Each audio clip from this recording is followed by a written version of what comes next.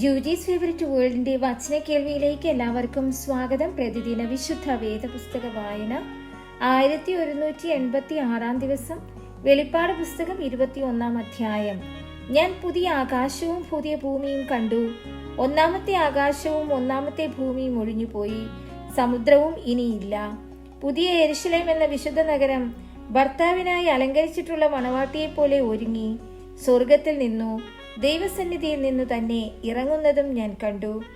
സിംഹാസനത്തിൽ നിന്നൊരു മഹാശബ്ദം പറയുന്നതായി ഞാൻ കേട്ടത്, ഇതാ മനുഷ്യനോടുകൂടി ദൈവത്തിന്റെ കൂടാരം, അവൻ അവരോടുകൂടെ വസിക്കും, അവർ അവന്റെ ജനമായിരിക്കും, ദൈവം താൻ അവരുടെ ദൈവമായി അവരോട് കൂടെ ഇരിക്കും.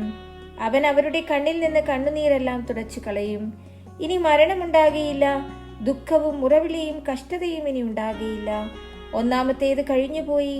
സിംഹാസനത്തിൽ ഇരിക്കുന്നവൻ, ഇതാ ഞാൻ സകലവും പുതുതാക്കുന്നു എന്ന് അരുളി ചെയ്തു. എഴുതുക, ഈ വചനം വിശ്വാസയോഗ്യവും സത്യവുമാകുന്നു എന്നും അവൻ കൽപ്പിച്ചു. പിന്നെയും അവൻ എന്നോട് അരുളി ചെയ്തത്, സംഭവിച്ചു തീർന്നു. ഞാൻ അൽഫയും ഒമേഗയും ആദിയും അന്തവും ആകുന്നു. ദാഹിക്കുന്നവന് ഞാൻ ജീവനീരുറവിൽ നിന്ന് സൗജന്യമായി കൊടുക്കും.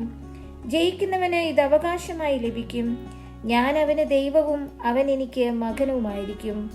എന്നാൽ ഭീരുക്കൾ, അവിശ്വാസികൾ, അറക്കപ്പെട്ടവർ, കുലപാതകന്മാർ, ദുർനടപ്പുകാർ, ക്ഷുദ്രക്കാർ, ബിംബാരാധികൾ എന്നിവർക്കും ഭോഷ്ക് പറയുന്ന ഏവർക്കുമുള്ള ഓഹരി തീയും ഗന്ധകവും കത്തുന്ന പൊയ്കയിലത്രേ.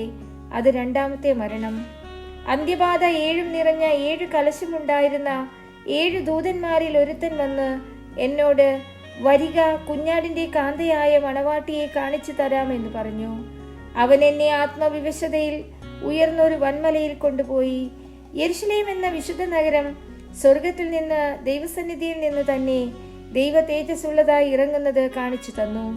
അതിന്റെ ജ്യോതിസ് ഏറ്റവും വിലയേറിയ രത്നത്തിന് തുല്യമായി സ്ഫടിക സ്വച്ഛതയുള്ള സൂര്യകാന്തം പോലെ ആയിരുന്നു. അതിന് പൊക്കമുള്ള വൻമതിലും 12 ഗോപുരവും, ഗോപുരങ്ങളിൽ 12 ദൂതന്മാരുമുണ്ട്. ഇസ്രായേൽ മക്കളുടെ 12 ഗോത്രങ്ങളുടെയും പേർ കൊത്തിയിട്ടും ഉണ്ട്. കിഴക്ക് 3 ഗോപുരം, വടക്ക് 3 ഗോപുരം, തെക്ക് 3 ഗോപുരം, പടിഞ്ഞാറ് 3 ഗോപുരം. നഗരത്തിന്റെ മതിലിന് 12 അടിസ്ഥാനവും അതിൽ കുഞ്ഞാടിന്റെ 12 അപ്പോസ്തലന്മാരുടെ 12 പേരുമുണ്ട്. എന്നോട് സംസാരിച്ചവന് നഗരത്തെയും അതിന്റെ ഗോപുരങ്ങളെയും മതിലിനെയും അളക്കേണ്ടതിന് പൊന്നുകൊണ്ടുള്ള ഒരു അളവുകോൽ ഉണ്ടായിരുന്നു. നഗരം സമചതുരമായി കിടക്കുന്നു, അതിന്റെ വീതിയും നീളവും സമം. അളവുകോൽ കൊണ്ട് അവൻ നഗരത്തെ അളന്നു. 1200 നാഴിക കണ്ടു. അതിന്റെ നീളവും വീതിയും ഉയരവും സമം തന്നെ. അതിന്റെ മതിൽ അളന്നു, മനുഷ്യന്റെ അളവിന് എന്ന് വെച്ചാൽ ദൂതന്റെ അളവിന് തന്നെ. 144 മുഴമുണ്ടായിരുന്നു. മതിലിന്റെ പണി സൂര്യകാന്തവും നഗരം സ്വച്ഛ സ്ഫടികത്തിനൊത്ത തങ്കവുമായിരുന്നു. നഗരമതിലിന്റെ അടിസ്ഥാനങ്ങൾ സകല രത്നവും കൊണ്ട് അലങ്കരിച്ചിരിക്കുന്നു. 1-ാം അടിസ്ഥാനം സൂര്യകാന്തം, 2-ാമത്തേത് നീലരത്നം, 3-ാമത്തേത് മാണിക്യം, 4-ാമത്തേത് മരതകം, 5-ാമത്തേത് നഖവർണി, 6-ാമത്തേത് ചുവപ്പ് കല്ല്, 7-ാമത്തേത് പീതരത്നം, 8-ാമത്തേത് ഗോമേതകം, 9-ാമത്തേത് പുഷ്യരാഗം, 10-ാമത്തേത് വൈഡൂര്യം, 11-ാമത്തേത് പത്മരാഗം, 12-ാമത്തേത് സുഗന്ധിരത്നം.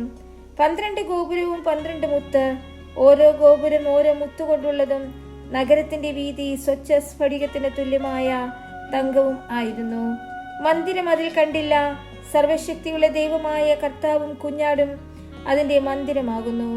നഗരത്തിൽ പ്രകാശിപ്പാൻ സൂര്യനും ചന്ദ്രനും ആവശ്യമില്ല. ദൈവ തേജസ് അതിനെ പ്രകാശിപ്പിച്ചു. കുഞ്ഞാട് അതിന്റെ വിളക്ക് ആകുന്നു. ജാതികൾ അതിന്റെ വെളിച്ചത്തിൽ നടക്കും.